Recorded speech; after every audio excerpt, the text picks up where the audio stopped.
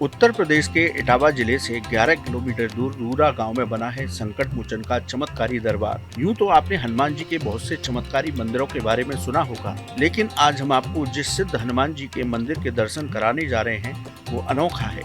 इस मंदिर को पिलुआ हनुमान महावीर मंदिर के नाम से जाना जाता है। इस मंदिर से अनेक चमत्कार जुड़े हैं। इस मंदिर में लेटी हुई अवस्था में हनुमान जी का दर्शन होता है। कहते हैं कि ये मूर्ति धरती से स्वयं प्रकट हुई थी। इस मूर्ति के प्रकट होने की एक कथा जनमानस में प्रचलित है। मंदिर के पुजारी के मुताबिक इस जंगल में पीलू के पेड़ थे, उसी पेड़ की जड़ से ये मूर्ति निकली थी। उस समय के राजा हुकुम तेज प्रताप चौहान को हनुमान जी ने स्वप्न में अपने यहाँ दबे होने की बात बताई।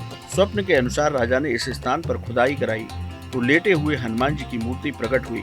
राजा इस मूर्ति की स्थापना अपने महल में करना चाहते थे, लेकिन मूर्ति इस स्थान से हिली भी नहीं। तब राजा ने यहीं इस मंदिर का निर्माण कराया। तब से ही ये मंदिर पिलुआ महावीर हनुमान मंदिर के नाम से प्रसिद्ध है।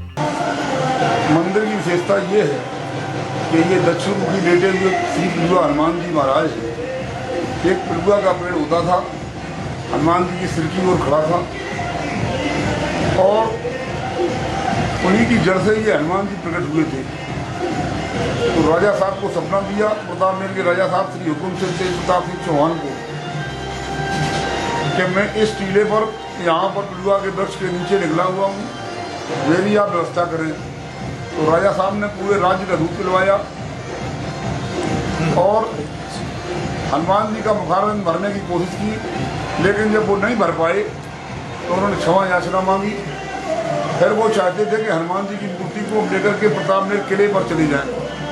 जितना उन्होंने खुलवाया उतना हनुमान जी ने रात में ही बंद कर दिया। फिर उनको सपना दिया कि मैं इस जगह को छोड़ करके कहीं नहीं जाऊंगा। पिलुआ वाले हनुमान जी के अनेक चमत्कारों की बात यहाँ होती है। कहते हैं कि राजा ने मंदिर बनवाया तो उसे घमंड हो गया। बजरंगबली ने राजा का घमंड तोड़ा। दरअसल जैसे ही राजा ने हनुमान जी को लड्डू का भोग अर्पित किया, हनुमान जी ने सारा भोग खा लिया। इसे देखकर राजा को आश्चर्य हुआ। उसने बहुत सारे लड्डू और दूध हनुमान जी के मुंह में अर्पित की। हनुमान जी सब कुछ खा पी गए। तब राजा ने क्षमा मांगी। तब से हनुमान जी यहाँ भक्तों के हाथ से लड्डू का प्रसाद खा रहे हैं और उन्हें दूध पिलाया जाए तो वो सारा दूध पी जाते हैं। यहाँ आए भक्त पूरे भक्ति भाव के साथ हनुमान जी को अपने हाथ से लड्डू का भोग खिलाते हैं। सच्चाई ये है कि हनुमान जी के मुखारविंद से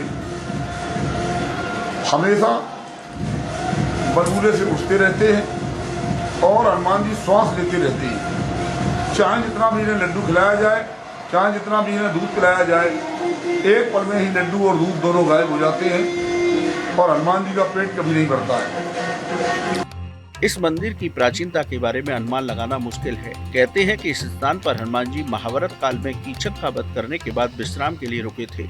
इसके साथ ही हनुमान जी की ये मूर्ति लगता है श्वास ले रही हो। इतना ही नहीं, जब शांति से सुना जाए तो लगता है जैसे मूर्ति से राम नाम की धुन निकल रही है। जी हाँ, अगर शांति वातावरण हो और केवल आप बैठे हो और धीमे से सुने तो धीमे धीमे राम राम की ध्वनि हनुमान जी के मुखारविंद से हमेशा आती रहती है। इसका कोई पता नहीं है। ऐसा बताते हैं कि प्राचीन काल में, महाभारत काल में, जब हनुमान जी कीचक का वध करके लौटे हैं तो यहाँ उन्होंने थोड़ी देर तक विश्राम किया था और तब से ये लेटे हुए हनुमान जी के नाम से विख्यात हुए।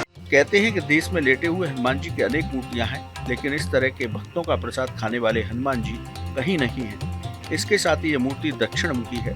इस मंदिर में यूं तो हर दिन भक्तों का तांता लगा रहता है, लेकिन मंगलवार और शनिवार को हजारों भक्त दर्शन के लिए पहुंचते हैं।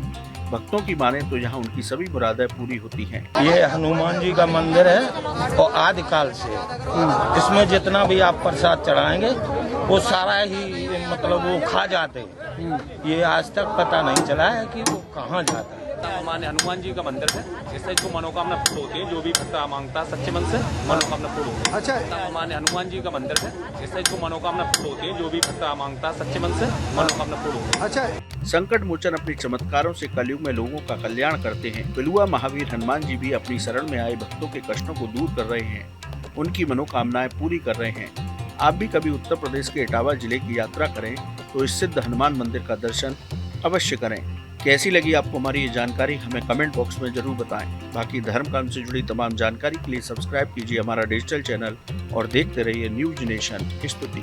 न्यूज नेशन अब व्हाट्सएप पर खबरों की ताजा अपडेट के लिए न्यूज नेशन के इस QR कोड को स्कैन करें।